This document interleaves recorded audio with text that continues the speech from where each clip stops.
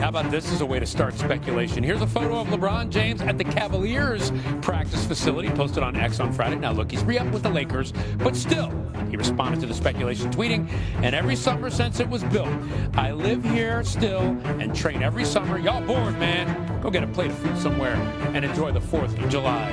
You know what? Thanks, LeBron. I am hungry. For more speculation, that was cheesy, but Bobby Marks is our ESPN NBA front office insider to help sort through all of this. So, Bobby, look, there's a lot of talk about LeBron's future with the Lakers after Rich Paul's cryptic statement about James wanting to compete for championships, but knowing the Lakers are looking to the future. So, what are the chances that he could be on the move this summer? Well, I think that depends on what LeBron James wants, right? He's one of 2 players that have a no-trade clause in his contract. Bradley Beal is the other one. And LeBron James dictates as far as what his future is going to hold as far as in the Los Angeles Lakers uniform. Ryan, it's complicated, though. He's got $53 million. He's on an expiring contract. I talked to a couple teams during the week when that cryptic message came out, and they said, although he is a great player, it's bad business breaking up your roster when you're looking at trading 3 or 4 players for LeBron James for just 1 year here. So I do think he will be in a Laker uniform when we get to training camp. You never say never here, but certainly things are not looking as promising as they once did in Los Angeles. And here's the thing, by the way. I mean, he's playing for the Lakers, and there are still a lot of free agents out there, some difference makers out there who could maybe help LeBron and the Lakers. So who are your top guys available of the free agent class? Yeah, the first 2 are certainly the I don't want to call them senior citizens, but they're certainly the older of the free agents here. I think it starts with Chris Paul, the 40-year-old, just finished a year in San Antonio, played all 82 games. That is and also started 82 games, averaged north of 7 assists per game here. I think he would be a perfect fit for a team like the Milwaukee Bucks, who are in a dire need of a point guard. The next is certainly Al Horford, the 39-year-old former NBA world champion. Here's a player that's averaged at least 6 rebounds per game in his career. Keep an eye on a team like possibly the Golden State Warriors. They need front court depth. Horford would be a perfect fit in Golden State. And then, of course, the group of 4, I call them. This is the restricted free agent group. Josh Giddey, Jonathan Kuminga, Quentin Grimes, Cam Thomas. Those players should be off the board, but they are restricted free agents. Their team has the right to match on any offer sheet. The market has dried up with cap space. There is no money out there for a team to give an offer sheet. So we'll see what happens with the future of those 4 players. Every single one of those guys on that list could help a contender. We'll see if any of them are on the move. With those restricted guys, they're tough to move, so we'll see what happens with all this. Bobby, thank you so much for joining us on this 4th of July. Since then, the Bucks have made several big moves, including signing Miles Turner and waiving Damian Lillard in hopes of keeping their star player around, but it's still unclear whether it's going to be enough. All right, David, it's the 4th of July. We're leaning into who should want independence from the team. We love a good theme here on First Take. Who wants independence more? Is it Giannis from the Bucks or LeBron from the Lakers? I think it's LeBron from the Lakers. Like, if Giannis wanted to leave, right, he would have done that. He would have told them at the beginning of the offseason, I don't want to be here. I want to go somewhere else. Like, let's manufacture this trade and let's figure this thing out. I am still of the belief that he has some hand in this Miles Turner thing.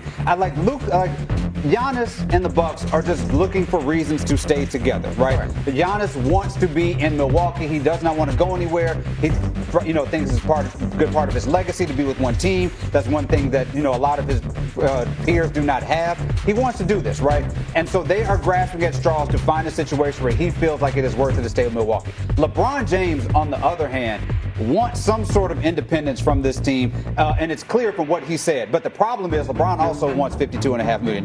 So you have to thread that needle where he wants that money, but he also wants to have some sort of control over these last 2 years of his career. And I think that's really what it's about. The control that he can have over these next 2 years. What makes it difficult, though, is because, he's just in this 1 year and it's not his team anymore. The leverage is not there. But if it was between the two, I would say LeBron is the person who wants to dictate his future wherever he wants to go more than Giannis. And it still is Giannis's team, right? Like, they're making all these moves to sweeten the pot so he'll want to stay. Just like you said, we'd like to hear from LeBron.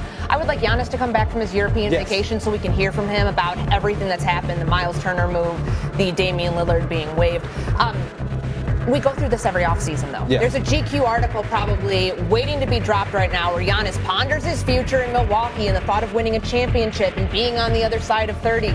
Can you tell me that this roster right now, Miles Turner, Gary Harris, they move on from Pat Connaughton, they send him in a trade, no more Brook Lopez. Like, is this roster in no better in the backcourt than they were before Damian Lillard got injured? How could this roster possibly be better now to contend for a championship in the East when teams like Atlanta, teams like Orlando have continually escalated, and the Bucks kind of feel like they're stuck in no man's land, 8th or 9th? Well, it's kind of two different things, though, right? Because, like, one thing is how close are the Bucks to a championship than they were last year?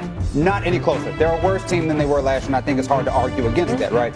But the other thing that's on the other side of this is how close are they to keeping Giannis, which I think is their main goal. Their main goal is convincing Giannis to stay, whether that puts them close to a championship or not. They are all in on the Giannis thing. I've been of the belief that it's been best for both of them to move on, for the Bucks to maximize what they can get for Giannis, and Giannis to maximize what he can at a championship contender. Because I want to see Giannis in a championship contender. I always want to see a top 3 player in the league competing for a championship. But if he wants to stay with Milwaukee and they feel like they've done enough to keep him and they want him to stay there, that to me is more important than what it is to actually get them closer to a championship. I still think he's going somewhere else. We have heard rumored for a while it's going to be somewhere in the Eastern Conference. Tell me that him in Miami isn't intriguing. Giannis wanting independence from Milwaukee, staying in the Eastern Conference. The Knicks don't feel like an option anymore. That feels like that ship passed. I think Giannis in Miami would probably be the best spot for someone who probably wants to win a championship. He's on the other side of 30. He knows that his time is still limited to do this. Where are you at? Like, you siding with me on here on this Giannis one, or do you think it's LeBron who wants independence? Because what you said is that Luka's the one who has the most to prove for the Lakers this year. Having said that, is LeBron's best chance if he really wants a championship somewhere else? Well, a couple things. One, I don't think Miami would be the option I would choose if I was Giannis Antetokounmpo and I was looking at my options, given they just finished, I believe, 10th in the Eastern Conference last year and then lost by about 1 trillion points. No state income tax. The team would be built around him, but well, I digress. that's fine. They still aren't very close to winning. And to me, this question is very simple. One of these two players has not said he is considering actually leaving his team publicly, right? I'm not disputing Shams' reporting, but Giannis hasn't said anything. The other guy has an agent in Rich Paul who said 5 days ago when he opted into his contract, we're evaluating our options. So to me, if does one guy want to leave or does the other guy want to leave? One guy has said, I'm thinking about leaving, and the other guy hasn't. So to me, this is a very simple choice. I would like to agree with you, but I have to agree with David. LeBron James has publicly said through his agent, I am evaluating my options to have the best chance to win a championship going forward. That is very clearly deciding what it is you want to do. Now, we can debate the merits of how insane that is to opt into your contract when you could be a free agent and have the ability to choose any of the 30